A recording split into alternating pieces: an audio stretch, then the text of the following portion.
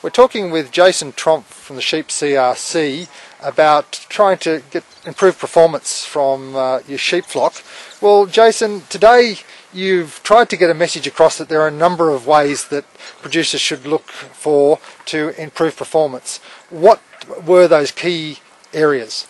Yeah, well, I suppose in beginning the background to the presentation today is one of the things that's happened is our national flock has declined significantly from over 170 million sheep to 70 million sheep in the last 20 years. And one of the things that's had an implication on over that time up until recently, we've had really good continuity of supply and turn-off of lamb and mutton and that sort of thing.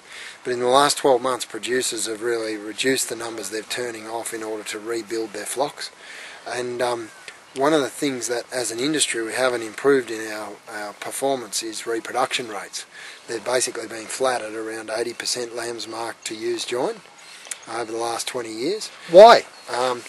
Well, I think one of the key reasons is probably a lot of our background to our industry has been more merinos and wool production, and some of the things that come to driving high wool production off a farm, often big wool cuts per hectare sort of thing, can at times be antagonistic with managing sheep well for reproduction.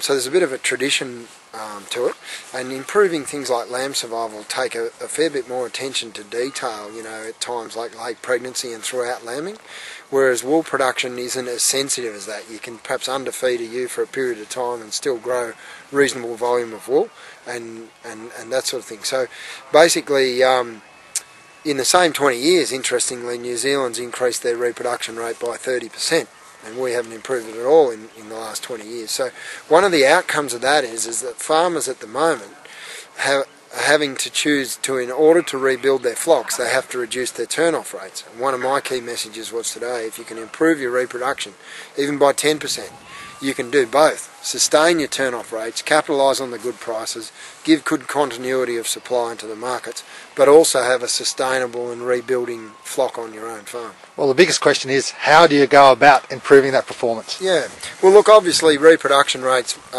made up by your conception rate initially, and then how many of those lambs that are conceived survive the birthing process and grow out to be a saleable product. And our industry probably, I believe, puts an overemphasis on conception.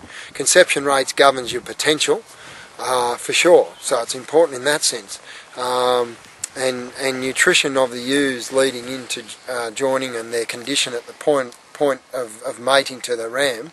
For every extra condition score you'll conceive about an extra 20% lambs. That's the average response in merinos in our flock. But the real lever that I think we can really work on is the survival rate of those lambs conceived.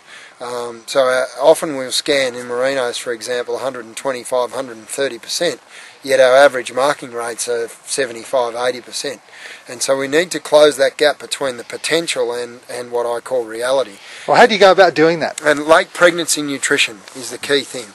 So from about day 100, day 90, through to lambing and throughout lambing, if a ewe's in much better condition at lambing, there's three key things that affects. One is the birth weight, and 70% of a lamb's likelihood to survive is governed by its birth weight.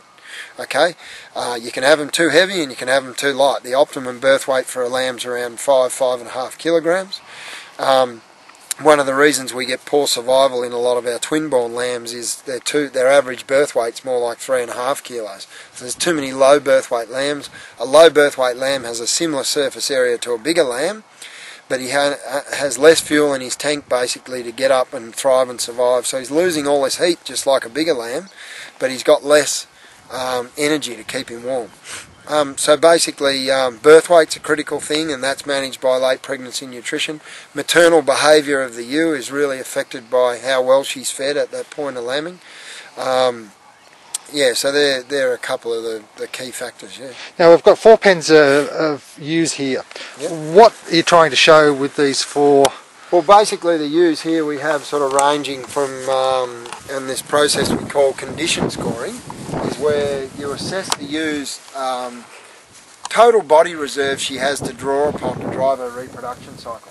And we do that assessment around the loin area of the sheep, or the short ribs of the sheep. And it's with a flat hand action that you're feeling how much tissue basically is covering the backbone and that loin area of the sheep out through the eye muscle area and over her short ribs. And we're feeling for both fat and muscle, because the ewe draws on that as her energy reserves, not just fat, but the total amount of lean that's there. Her muscle content also drives her reproduction cycle. And so we have ewes here ranging from sort of low condition score. The scale goes from 1 to 5. We have ewes here from sort of 2 to 4, ranging from condition score 2 to 4.